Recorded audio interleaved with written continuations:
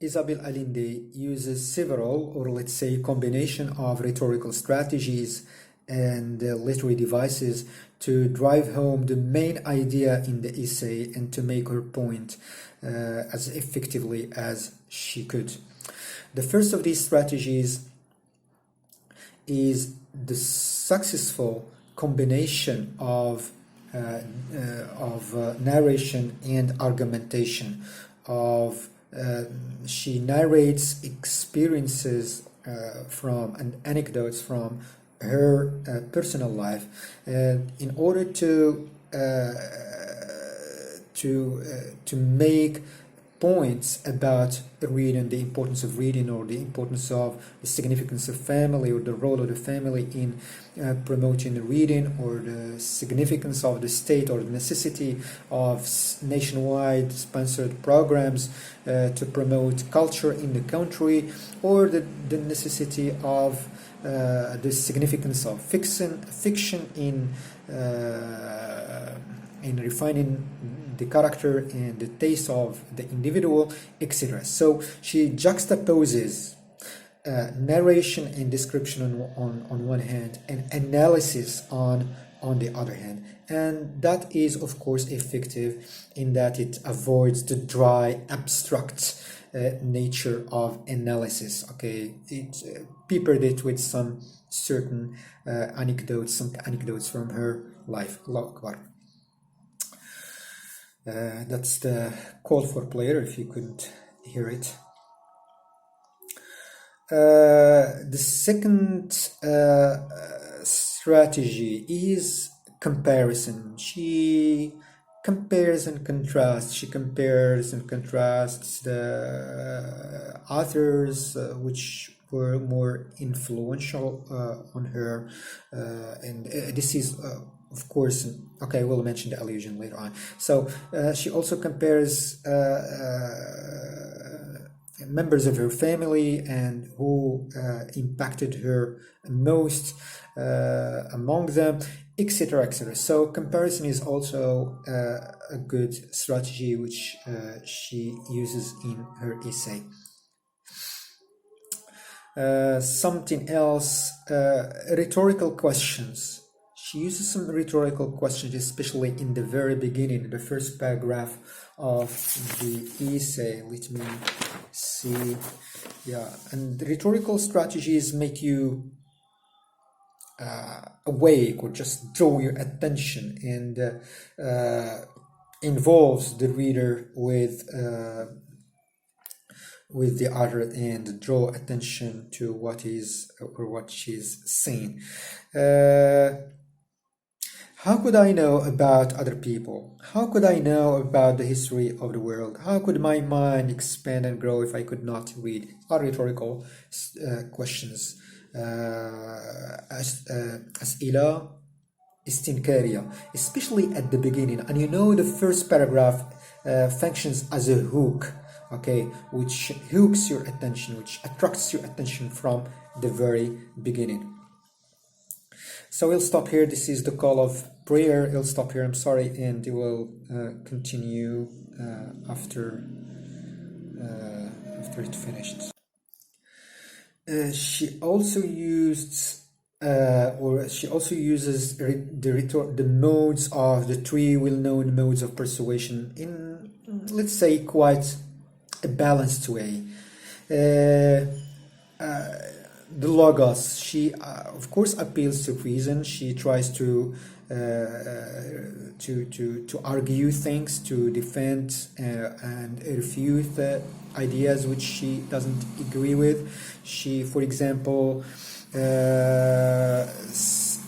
the very beginning, in the very first paragraph, the sentences which I have just read, how could I know about other people? How could I know about the history of the world? How could my mind expand and grow if I could not read? There is a cause and effect here, so which tries to persuade a person that if you don't read, if you couldn't read, you couldn't know much about the history, you couldn't expand your mind, etc. So there's a cause and effect. She also, when she speaks about anger, the anger which is raging inside her because of the oppression and injustice of minorities and women.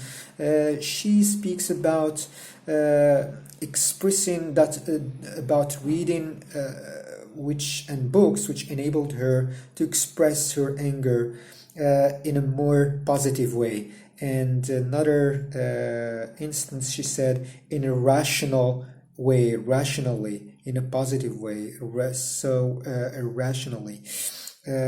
So yeah, so she appeals to reason and to logic. She also provides facts here, facts about the program which her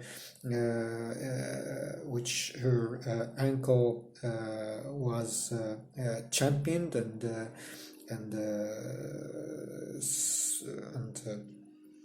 championed and devised. Also, she gives some statistics. Okay, one instance she provides statistics: 50% of the population. So all of these things are likely to convince the reader that she is appealing to reason, to logic, and she is trying to convince or to persuade one's minds. Of course, she is defending, she is arguing about many other things here, okay, in a rational way, it seems, as it is evident. Yes, the ethos, she of course she tries to establish her credibility as credible author, as an authority whom we should believe, because she started reading at an early age. Imagine somebody who's speaking about reading without not being a good reader, without reading any book, or just reading books but not sufficient in a sufficient way, or somebody who's reading a lot of books but is not a good reader, he's not a good writer. Reading is not embodied, is not externalized, is not evident in his life and his experience. So no, she started reading from an early age. She read widely and for a lot of authors from world literature, from different cultures. Also, the ethos, she tries to pass the love of her of reading to her children. She also sympathizes with minorities, with oppressed people, with people who suffer from injustice, like women. And she mentions somewhere here, I think in paragraph 12 or 13, minorities, or ethnic minorities, when she speaks about Toni Morrison. Exactly, paragraph number 12. Yes. So from your comments, there is a student, one of your colleagues, I won't mention names, who brilliantly alluded to the act of humiliation when she mentioned that her mother is a better reader than her. Her mother reads slowly and patiently. She is not, while she is disorganized and fast, disorganized and hectic reader. It's an act of humiliation, sometimes of modesty, which we as humans tend to appreciate a lot. Appreciates a lot. So all of these are instances of the ethos in which she tries to establish her credibility and authority and a humanity as well.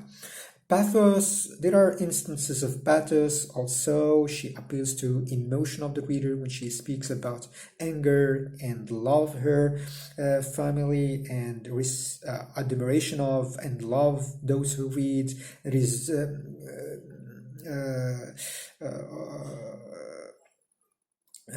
what else? When she speaks about her connection with the culture, with Latin America, but when she says, for example, okay, they aren't part of my culture. I just don't care about them. So, and she speaks also about her experience, my biography, my feeling, myself. So she tries to insert herself there. When she gives, generally speaking, anecdotes from her life, we are drawn into her. We are attuned to her. We connect. She tries to make the reader connect more with her in order to drive home the main idea of the essay. So all of these instances are examples of the pathos. Also, when she uses some, as I said, loaded words, charged words. Ideologically charged words, like conservative. Conservative is a political word. It's not a neutral or objective word. So it's patriarchal, which is an ideologically charged, politically charged word. Says somebody's patriarchal, then you accuse him, right? You accuse you accuse him of domination, of causing suffering to women. So patriarchal, conservative, even chauvinist. Chauvinist, somebody who's ideologically biased against his or her or other people. Chauvinist society. So using those emotional words, charged words, politically or ideologically charged words, has also is also meant to have an impact on the reader.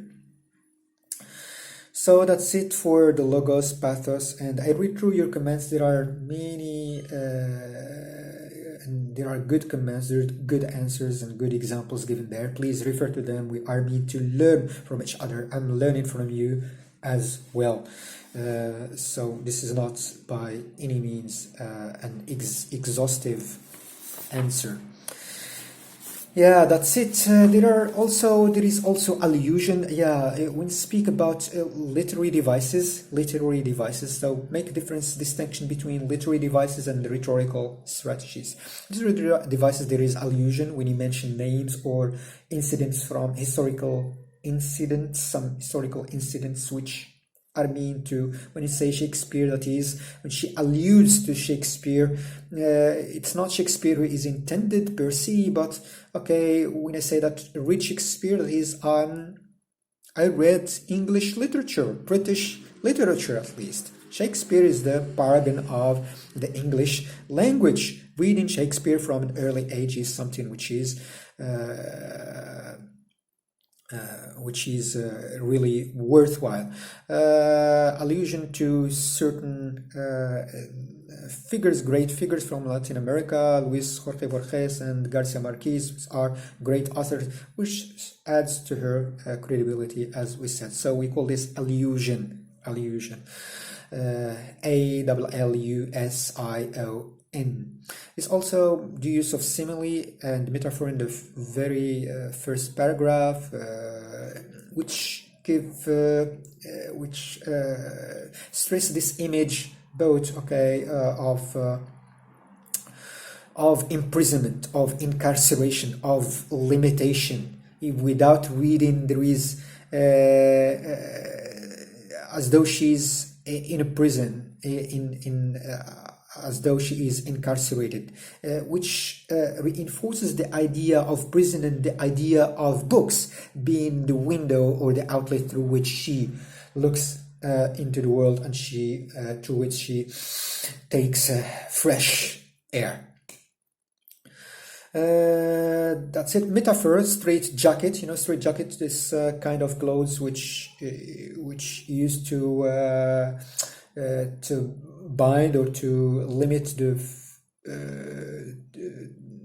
freedom of prisoners, particularly their hands. So the metaphor of a straitjacket, that is a metaphor of world without books. It is a world which is like a prison. Also, there is a metaphor of books as nourishment, as food. So books are to food, to the mind what food is to the body. I think without nourishment from books, but I've tried to imagine how his mind and heart work without nourishment from books, but I can't. Nourishment also is a metaphor which she uses here. Also, there is the idea of emphasis, which attracted my attention, and which she uses a lot. This is not a literary device, but a rhetorical strategy. Let me see here. I marked some instances here. Strong reader, strong sense of poetry, very strong and varied use of strong, very slowly, very much, very fast. So there is a kind of emphasis, ta'kid or tawkid. Also, there is Anaphora, which is a rhetorical strategy, once again, not a literary device. Okay, it could be both, maybe, but I'm not sure about that. Anaphora, which I'm sure you already know. I'm sure you know Martin Luther King's well-known speech, I have a dream, I have a dream. So when you repeat the same word or phrase in the beginning of each sentence, I have a dream, I have a dream. So here she's my feelings, let me see here, my own experience of life, my biography, my feelings, myself, which also is meant to influence the reader and to impact him and to emotionally draw him towards the author. So there is much to be said. Also, there are some post-colonial issues, but we will leave that till another occasion maybe, and that's for now. I'll leave it at this point, and goodbye.